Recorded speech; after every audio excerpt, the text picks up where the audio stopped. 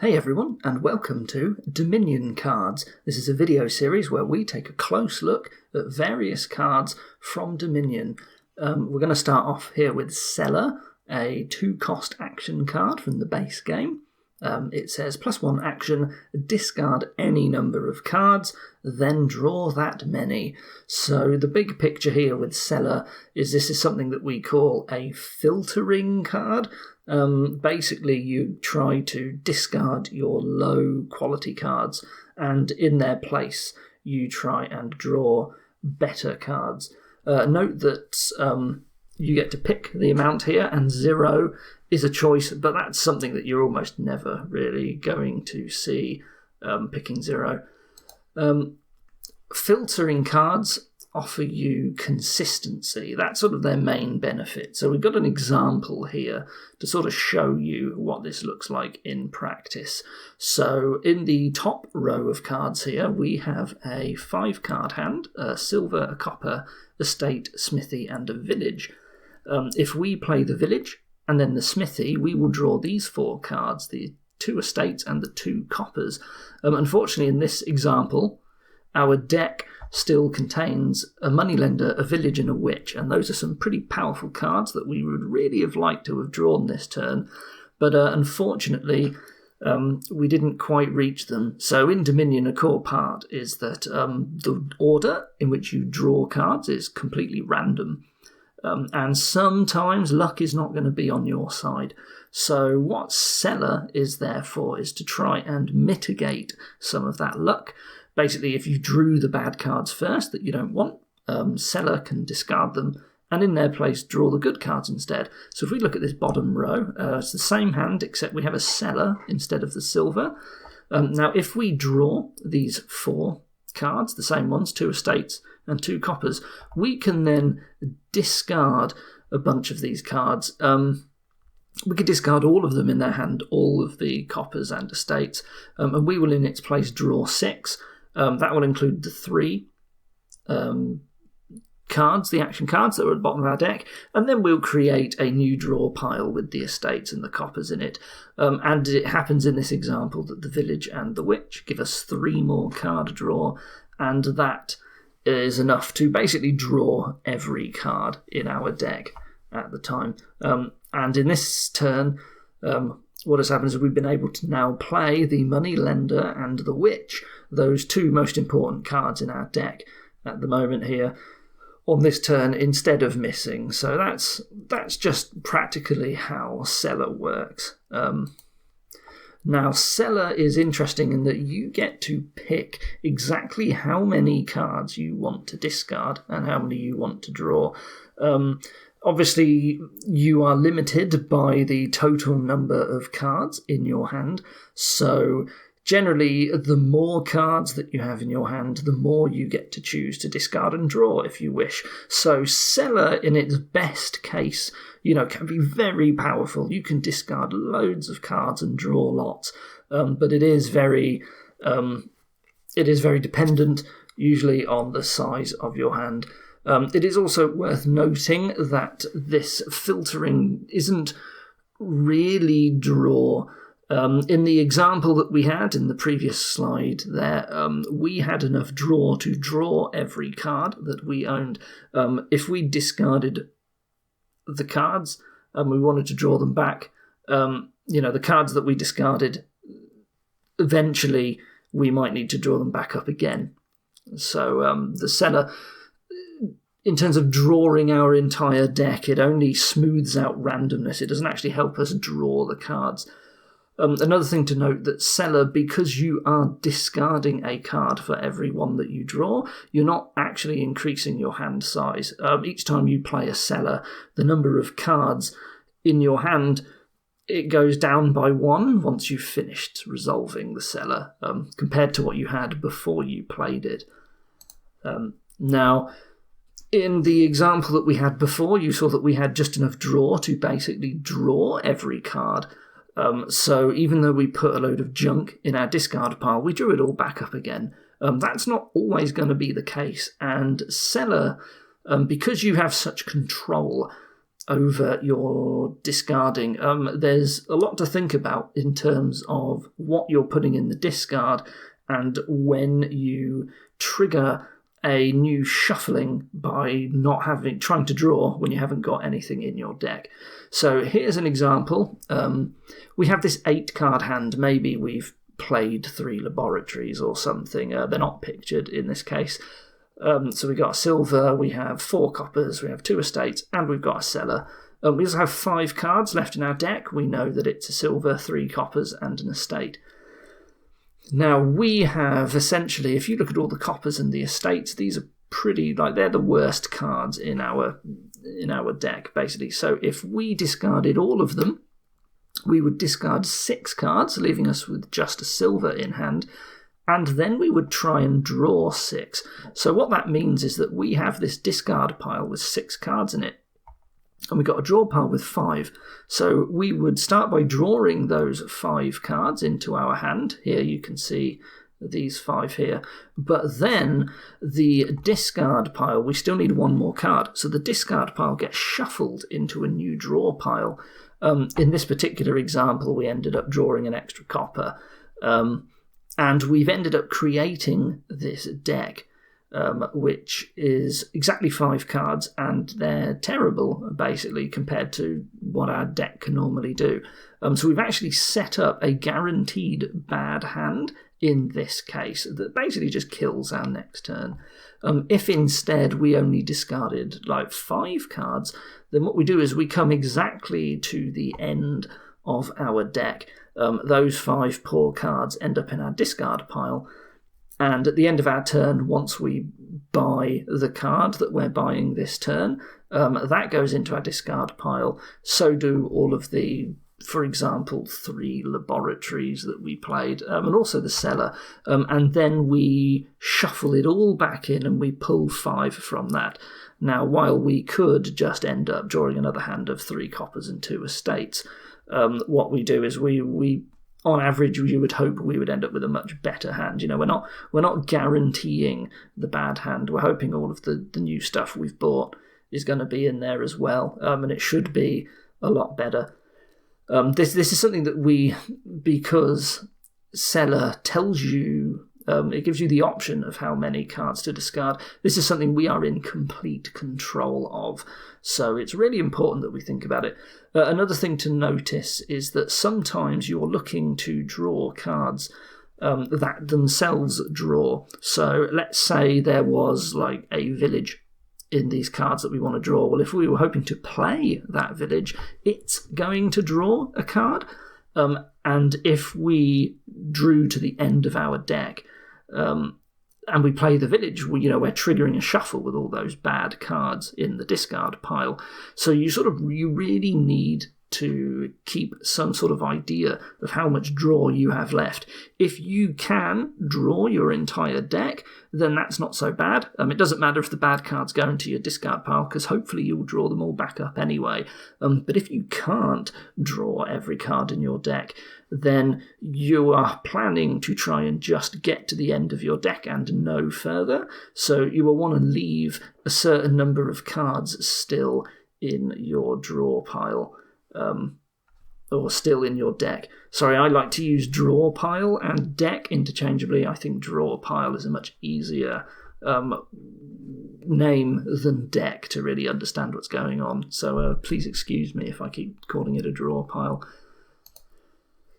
So another thing with Cellar is that in Cellar you discard first and then you draw. Now this is actually the opposite way round to a number of other filterers that exist out there. And these sorts of shuffle problems that we've just been talking about, largely due to this, because we create a discard pile full of low quality cards first, we end up setting up that risk in a way that drawing them all and then discarding later might not. In addition to that, we are drawing blind, essentially. Because we're discarding cards, we're just sort of hoping that the cards that we draw in the place of the ones we discarded are just going to be better. So if you imagine a situation where, for example, you have a cellar in hand, you play it, you discard 2 estates. What can happen is that the cards that you draw up, it's like includes another estate, and well, your hand isn't that much better. I guess you got an estate off the top of your deck, and that's fine, but you ended up not really seeing that much improvement on this turn. Now, if you compare that to a card like, say, Warehouse, this is a card that Cellar is often compared to. This you draw first, and then you discard. Well, in this case, you draw that 3rd estate, and you can choose to discard that then with the 2 estates that were originally in your hand. So that means you get to keep like other coppers around that you otherwise might not have been able to, that you might have discarded initially with the Cellar. So you get less control over the new amount of filtering that you get, but you get a lot more control in terms of what your hand ends up looking like after you've filtered. So yeah, that's something to note with Cellar. So when do we want a Cellar? When do we want to buy it? When do we want to add it to our deck? Cellar's really good when you have lots of like disparity in the types of cards that you have. If you, for example, cannot trash those 10 starting cards, well, those are really low quality cards, the coppers and the estates. We don't really want to draw them. We would rather be playing the cards that we buy throughout the game. So in situations like that, Cellar can just churn straight past all of them. If you are able to still draw a bit in advance, then, Cellar, you don't need as many Cellars necessarily. You have more opportunity to just discard more with just one Cellar. So that's sort of like the best case scenario for Cellar. You want to be able to draw, but it's not 100% reliable, so having a little bit of extra control with Cellar is really good. Another thing to note is that, of course, in most games, you will eventually be adding these victory cards to your deck. Now, victory cards are pretty bad in terms of playing out your turns. Obviously, you need them to win, but that means that you can just end up, if sometimes the late game and this phase where you're buying these victory cards can just keep going on and on. Players don't want to buy certain cards because they know if they do that, their opponent will then just win, because they lowered the pile too much. So you just get these turns where you just are buying lower quality victory cards over and over, and each player's deck just gets kind of really bad. And it can actually mean that basically whoever has a dud turn first is going to lose. Well, it's pretty nice to have a Cellar in that case. Just gives you that little bit of extra reliability and lets you keep playing that dance with your opponent for a lot longer. Cellar is also very cheap. It's worth noting it's 2 cost. Sometimes that means you just get an opportunity to pick one up. So if you had like 10 money and 2 buys, well, maybe you're buying a province, and if you are, you've got 2 money and a buy left over. Hey, maybe you pick up a Cellar. You think, what, now that I'm going to start getting provinces, just adding a Cellar to my deck might help. So the cost being low means that sometimes you just get a good opportunity. It just falls in your lap and you just be like, yeah, okay, I'll take a Cellar. Cellar's really nice for something that we call draw to X. So library here, draw until you have 7 cards in hand. This is what we call draw to X, because you draw up until your hand size is a certain size. Why is Cellar good here? Because library really hates treasures and victory cards, because what you really want to be doing is playing stuff like festivals. Each time you play it, your hand size goes down, and then you draw back up again with library. But every time you have a treasure or you have like an estate in your hand, that's sort of blocking a space in your hand that means that future libraries are going to be a little bit worse. So in engines where draw to X is like your primary method of draw, Cellar's really nice because it can just get rid of those treasures and those victory cards out of your hand and just let your next libraries potentially do a little bit better, right? They help grease these sorts of engines and prevent them from being clogged up. Another thing that's really nice with Cellar is that because you get to control exactly how many cards you discard and draw, you can find yourself very cleanly being able to reach the end of your shuffle. Sometimes you just want to get through your shuffle as fast as possible. So there's 2 cards that I've shown here as an example that come from the Adventures expansion, Page and Peasant. If you've ever played Adventures, you will most likely be familiar with these cards because they're so powerful and game warping. These cards are special in that they upgrade essentially every time you play them into different cards that are just more powerful, and you want to play them 5 times each to end up with this very, very powerful effect at the end of the chain. These cards really want you to just cycle through and shuffle as soon as you can so that you can play them again more often, and you want to make sure they don't what we call miss the shuffle, where you end up shuffling before you get a chance to end your turn and shuffle the new upgraded version back into your deck. So Cellar gives you some control to draw up and cycle exactly as much as you need, and that can be nice in these cases to speed these up. Some cards can draw, but they tend to draw you rubbish rather than your best cards. So a very good example here is Advisor from the Guilds expansion. When you play that, you look at 3 cards, and your opponent picks one and basically discards it and stops you from drawing it. So Advisor's really, really good at drawing stuff like coppers and estates and curses, basically the stuff that you don't want. So if you have a Cellar, once you start drawing all of that junk, you can then discard it and try and draw back all those good cards that got discarded before. Now, admittedly, it's worth noting in this case that because you discard the bad cards first with Cellar, when you eventually draw through your deck and shuffle back in, all of those bad cards are back in your draw pile, but they're mixed in with the good cards, and you get a big draw from Cellar. So it should be reasonably okay to pick up the cards that you want, and then you play like other draw cards to draw them back up reliably. Apothecary from Alchemy, there's another example. This draws lots of coppers off the top of your deck. Then once you've got them, you can discard them with Cellar. Apothecary really struggles to draw anything other than copper. So if you're not planning on just playing lots of coppers, which you're usually not, Apothecary, it can draw you 5 cards, and it gives you +1 action in its best case. That's a lot, but they're not cards that you really want. So swap them out with Cellar. Cellar has a lot of cons, though.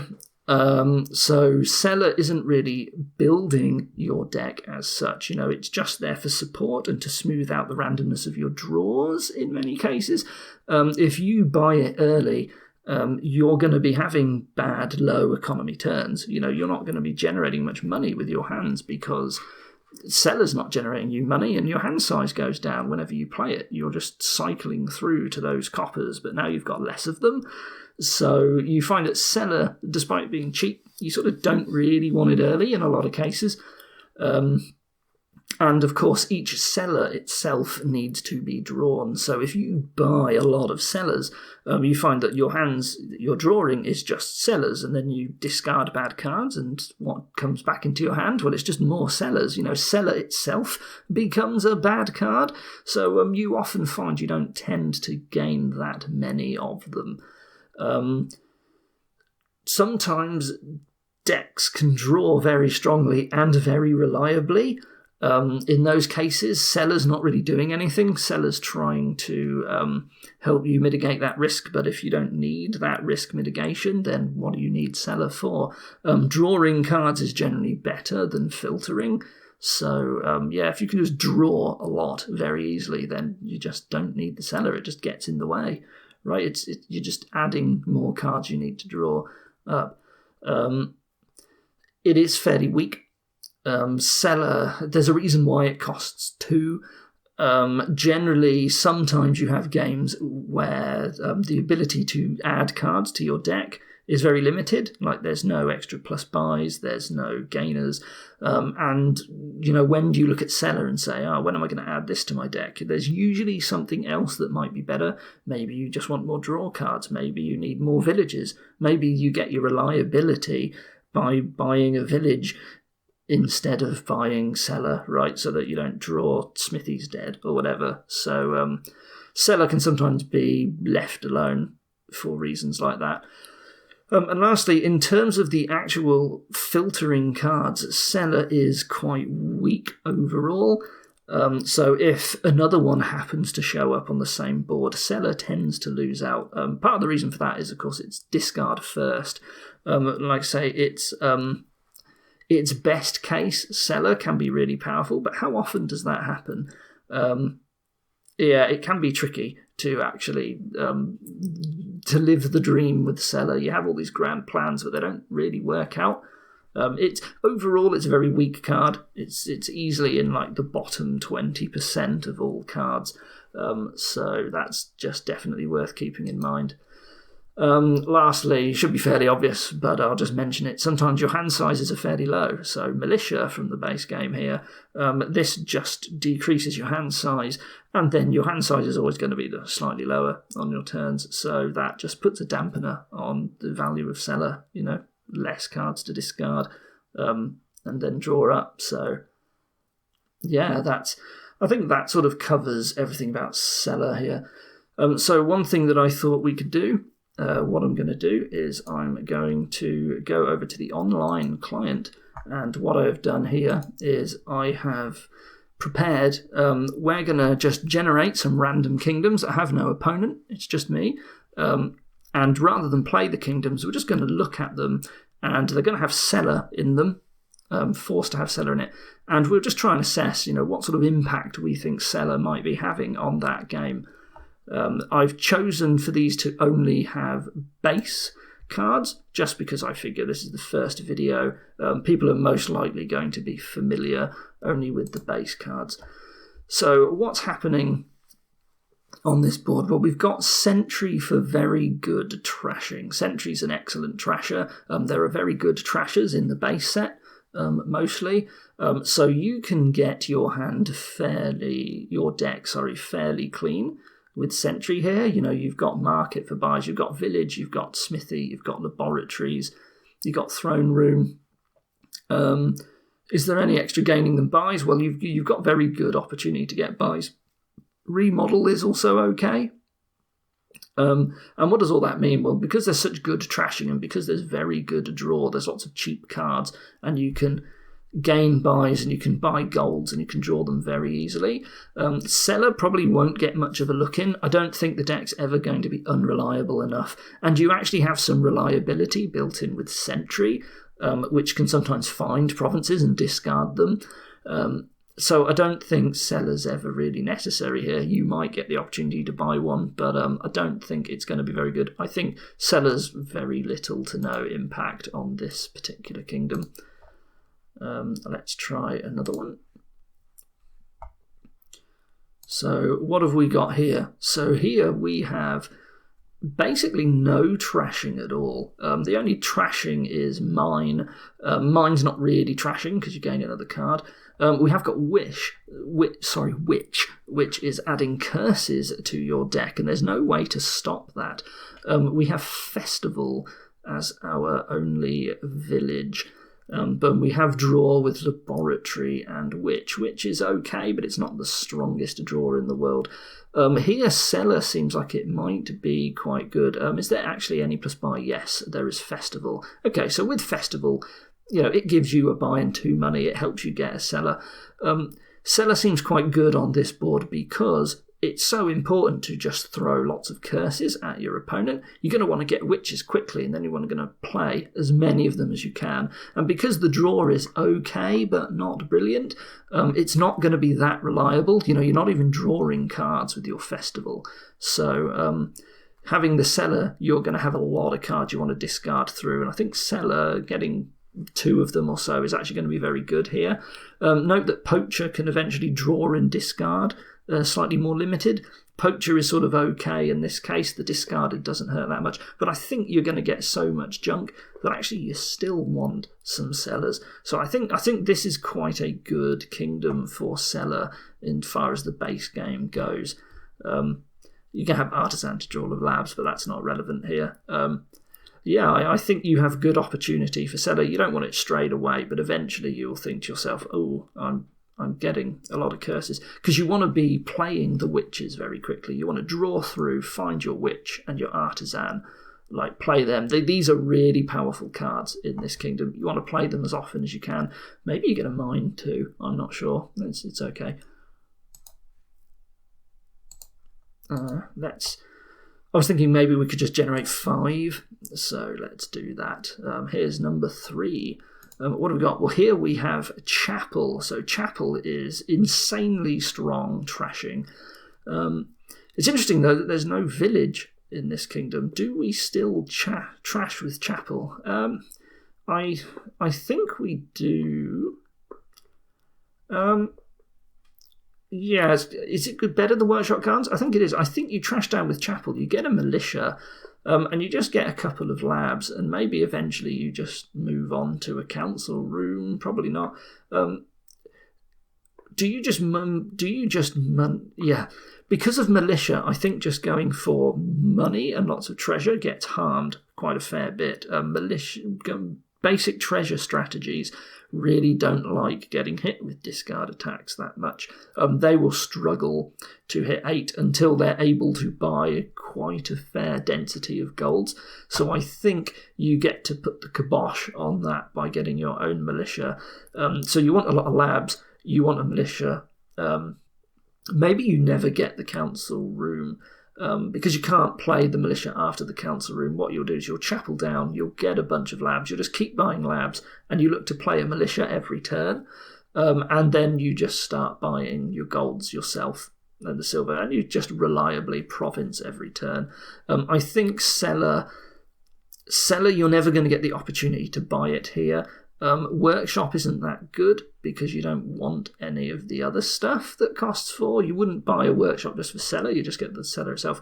And I think Workshop Gardens isn't good enough to beat. I think people can get online with consistent provincing early enough.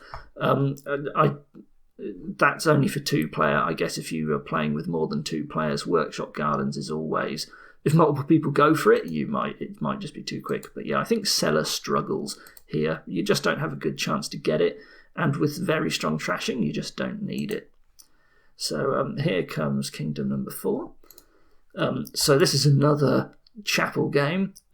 Here we do have a village in the fact that we have Throne Room and like Merchant or Poacher, which can generate actions. So we really want to trash down with Chapel, and we want to play witches a lot on our opponent. If they don't go for Chapel for some crazy reason, they're going to get destroyed by witch. So you sort of want to do that, even though Chapel will very easily let you trash. You kind of want them anyway. There is no plus buy here. Workshops, all right. But again, I think Workshop Gardens isn't good enough because the draw is pretty reasonable. Merchant can get you money very quickly while being a good throne room target. You've got Smithy, Witch, and that sort of draw will get you past any sort of junk that you have left, like your Chapel and your provinces. Once you'll start drawing, you don't really need golds here, like silvers with Merchant and all that. It's probably good enough. So, yeah, I think you get a load of these components, you get Witch. And again, Cellar, maybe later on in the game, you may find as you start getting provinces, you have an opportunity because you might have a workshop to get a Cellar, but it's very low impact, I think. If you skip Cellar on this board, I will not be surprised. Sorry, every time I move my mouse to the top of the screen, this is running in a browser, of course. And so this is just the last one. Let's take a look here at what we have. So here, this is another moneyless kingdom. We have Moat, but there's no good attacks. We don't care about Bureaucrat. Sentry trashes us down pretty well. We also have Moneylender and Remodel, which are quite good. But what are they going to gain us? They're going to gain us Poachers. Do we want the Smithy? Maybe what we do is we we're going to use Sentry, and we're going to try and play a bunch of markets. It's quite expensive, but we can do that. And then maybe some poachers. I don't know if piles are going to empty here. Nothing seems like it's going to empty out. Gardens is too hard to get, I guess. So we can safely play poachers and markets and sentries. We're going to clean down our deck. We're going to try and build up slowly. There's only so far we can go. I don't think Smithy's so good because we're going to have a bunch of these action cards. So what do we want to play every turn? I guess we get a remodel, and eventually we might buy some golds, and then we will try and remodel them into provinces while also buying provinces. This is a reasonable cantrip kingdom that I call them. So you're playing a lot of these cards, just +1 card, +1 action that are generating you money. You have some treasures. Again, are we going to get Cellar? Well, because you've got Market, you might get a chance to buy one at some point, but I don't think you're ever really getting your hand size above 5, because you don't really want to play the Terminal Smithy when you've got a load of other action cards. So I think Cellar has limited opportunity here. If it's good, it's only good really late, I think. It is worth noting that because it discards, sometimes that can help you trash cards with Sentry. So maybe you get one just to help you clean up the remaining junk with Sentry. That could be a thing. But again, this is a fairly low impact kingdom for Cellar, I think. Anyway, yeah, so that was Cellar. I hope you enjoyed. And I'll look forward to seeing you for the next video. Thank you and goodbye.